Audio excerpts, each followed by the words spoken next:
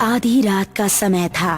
पाकिस्तान के इस्लामाबाद से सटे हुए एक गांव की सड़क पर तारा सिंह एक बाइक को सड़क पर दौड़ाए जा रहा था। उस बाइक के पीछे उसकी प्रेमिका सकीना बैठी हुई थी। तारा सिंह भारत का रहने वाला था और सकीना पाकिस्तान में रहती थी। वो दोनों एक दूसरे से प्यार करते थे। तारा सिंह सकीना को लेने चुपके से बॉर्डर पार करके पाकिस्तान पहुंच गया था। हम इंडिया पहुंच तो जाएंगे ना तारा? तुम पाकिस्तानी सेना को नहीं जानते। घबराओ मत सकीना, वो मेरा कुछ नहीं बिगाड़ सकते।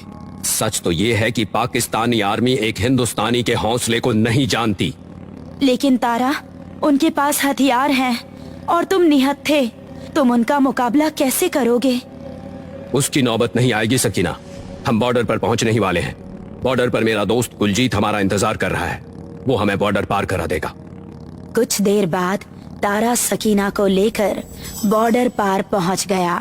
तारा अपनी बाइक खड़ी करके सकीना को लेकर झाड़ियों में छिप गया। तुम तो कह रहे थे ना कि तुम्हारा दोस्त कुलजीत यहाँ पर तुम्हारा इंतजार कर रहा होगा, मगर यहाँ तो कोई भी नहीं है। उसे यहीं पर होना चाहिए था सकीना। अब तो मुझे उसकी चिंता होने लगी है। कुछ घंटों बाद तो सुबह हो जाएगी तारा, फिर हम बॉर्डर पार नहीं कर पाएंगे। तभी एक पाकिस्तानी सैनिक चिल्लाते हुए अपने साथियों से बोला, वो देखो, सामने झाड़ियों में एक लड़का और लड़की छुपे हुए हैं, पकड़ो उन्हें। कुछ ही देर में 3 पाकिस्तानी सैनिकों ने सकीना और तारा को पकड़कर बांध दिया और तारा को बुरी तरह से मारने लगा। तारा बेहोश हो गया। तारा को जब होश आया तो उसके सामने एक जनरल 2 सैनिकों के साथ कुर्सी पर बैठा हुआ था। तुम्हारी इतनी हिम्मत कि तुम हमारे देश की लड़की को भगा कर ले जाना चाहते हो। सकीना कहाँ है? अफसोस, अब ये तुम कभी नहीं जान पाओगे।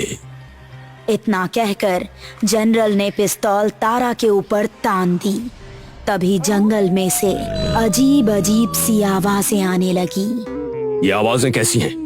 पता नहीं जनरल, इस तरह की अजीबोगरीब आवाजें मैंने कभी नहीं सुनी। तभी एक बहुत बड़े कद का भयानक दिखने वाला भेड़िया, जिसकी आंखें किसी बल्ब की तरह चमक रही थी, अचानक उस भेड़िए ने उस पाकिस्तानी सैनिक के टुकड़े टुकड़े कर दिए। पाकिस्तानी जनरल ने पिस्तौल की सारी गोलियां उस भेड़िए के सीने में उतार दी, मगर वो एक काला धुआं बनकर वहां से गायब हो गया। कौन था ये भेड़िया जिसने मेरे एक सैनिक को मेरी आंखों के सामने मार दिया? मुझे नहीं पता वो कौन था। झूठ मत बोलो, तुम सब जानते हो। बताओ कौन था वो? तभी वहां पर फिर से अजीबोगरीब आवाजें आने लगी। एक सैनिक कपकपाती हुई आवाज में जनरल से बोला, हम सब मारे जाएंगे। क्या बकवास कर रहे हो तुम? मैंने आपसे मना किया था जनरल कि आज पूर्णिमा की रात है, उस हिंदुस्तानी लड़के को जान से मत मारिए, मगर आपने मेरी बात नहीं मानी। कुछ घंटे पहले आपने उसको मारकर उसकी लाश उसी शापित अंधे कुएं में फेंकवा दी। ये वही है। उसके शरीर में जरूर राक्षस की आत्मा प्रवेश कर चुकी है, जो हर पूर्णिमा की रात जिंदा हो जाता है। जनरल, अब वो राक्षस यहाँ पर गदर मचा देगा।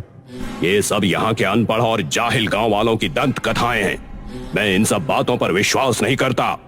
तभी एक सैनिक चीखता हुआ हवा में तैरने लगा।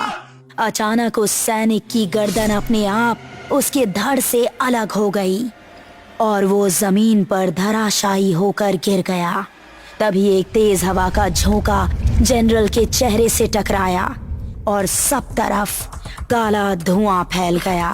वहां मौजूद सभी लोग बुरी तरह से खांसने लगे। कुछ ही देर में उस काले धुएं ने एक भयानक आकृति का रूप ले लिया। जनरल डर से चीखते हुए सैनिकों से बोला, देख क्या रहे हो? अपनी मशीन गन उठाओ और इसे भून कर छलनी कर दो। जनरल ने इतना बोला ही था कि तभी उस भयानक राक्षस ने अपने पैने और धारदार नाखून जनरल की गर्दन में गाड़ दिए और एक ही झटके में उसकी गर्दन उसके धड़ से अलग कर दी। उसने उस जनरल को चीखने का मौका तक नहीं दिया। इस भयानक दृश्य को देखकर सैनिकों में खलबली मच गई। एक सैनिक अपनी जान बचाने के लिए वहां से भागने ही वाला था कि तभी उस भयानक राक्षस ने उस सैनिक को दबोच लिया और अपने लंबे और पैने दांत उसकी गर्दन में गाड़ दिए। कुछ ही क्षणों में उस सैनिक की दर्दनाक चीखें जंगल में गूंज उठी। अब वहां पर सिर्फ 2 ही सैनिक बचे थे, मगर वो दोनों सैनिक बहुत ही डरे हुए थे। एक सैनिक अपनी जान बचाने के लिए बुरी तरह से वहां से भागने लगा, मगर देखते ही देखते उस भयानक राक्षस ने एक काले धुएं का रूप धारण कर लिया और बहुत तेज गति से उस सैनिक के सामने आकर खड़ा हो गया और अपने पंजे उस सैनिक की आंखों में गाड़ दिए। कुछ ही देर में वो सैनिक दर्द से तड़पता हुआ मृत होकर नीचे गिर गया। अब सिर्फ एक ही सैनिक बचा था। मुझे छोड़ दो, मुझे मत मारो। मैं समझ गया तुम वही हो जिसे कुछ घंटे पहले छोड़ दो जनरल ने मारकर उस शापित अंधे कुएं में पिघवा दिया था। मेरी बात का यकीन करो, तुम्हें मारने में मैं शामिल नहीं था। अचानक वो भयानक राक्षस गायब हो गया। तुम किसकी बात कर रहे हो जनरल? किस व्यक्ति को मारा था? कहीं तुमने सवेरे मेरे दोस्त कुलजीत को तो नहीं मार दिया? ड्यूटी पर आते ही मुझे पता चला कि कुछ देर पहले जनरल ने एक हिंदुस्तानी जासूस को मारकर अंधे कुएं में फिकवा दिया है। मेरा दोस्त कुलजीत ही मेरा इंतजार कर रहा था। जब मैं सकीना के साथ बॉर्डर पर पहुंचा तो वो यहाँ पर नहीं था। हमने उसका बहुत देर इंतजार किया। इसका मतलब कुलजीत पकड़ा गया। कम से कम ये तो बता दो कि मेरी सकीना कहाँ है? वो सैनिक इससे आगे कुछ बोल पाता कि तभी उस सैनिक के ऊपर किसी ने ताबड़तोड़ फायर कर दिया।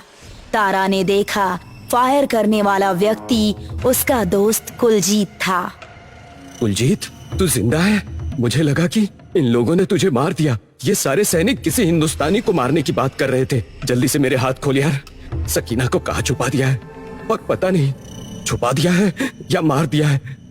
वो सब तो ठीक है, लेकिन इन सब सैनिकों को किसने मारा? तारा ने आंखों देखी सारी भयानक घटना कुलजीत को बता दी। तुझे क्या मैं बेवकूफ नजर आता हूँ? तेरे कहने का मतलब ये है कि इन सबको एक राक्षस ने मार दिया है? मैं सच कह रहा हूँ कुलजीत। एक सैनिक जनरल से बोल रहा था कि उसने किसी हिंदुस्तानी को मारकर शापित अंधे कुएं में फिकवा दिया है और पूर्णिमा की रात में जो भी मृत व्यक्ति उस कुएं में गिरता है वो भी एक राक्षस बन जाता है। हम दोनों मिलकर पता करते हैं कि सकीना कहाँ है। तारा की बात सुनकर कुलजीत अपने होठों पर रहस्यमयी मुस्कान लिए बोला, सकीना तुझे कभी नहीं मिलेगी। क्या मतलब है कभी नहीं मिलेगी?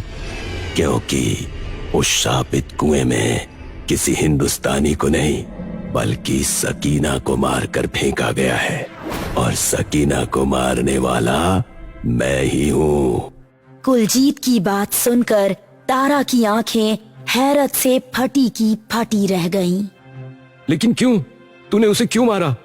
क्योंकि सकीना से मैं प्यार करता था और सकीना तुझसे प्यार करती थी। मैं पाकिस्तान का एक जासूस हूँ। तेरे आने की खबर जनरल को मैंने ही दी थी। जब तू बेहोश हो गया था तब जनरल ने सकीना को मुझे सौंप दिया। मैंने सकीना को बहुत मनाने की कोशिश की, लेकिन वो सिर्फ और सिर्फ तेरा नाम ले रही थी। इसलिए मैंने कुछ सैनिकों के साथ मिलकर उसे मारकर कुएं में फेंक दिया और सारे सैनिकों को यही लगा कि कुएं में मारकर मुझे फेंका गया है।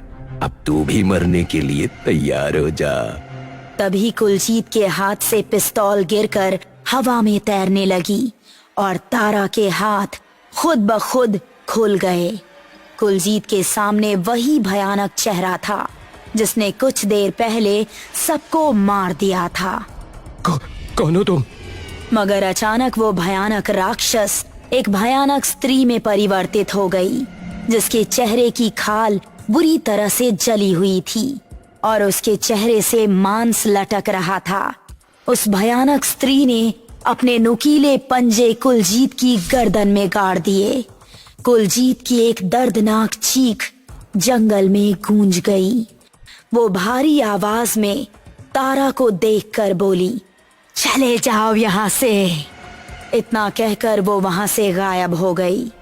तारा समझ गया था कि वो उसकी सकीना ही थी। तारा आंखों में आंसू लिए और खाली हाथ अपने देश की ओर लौट आया।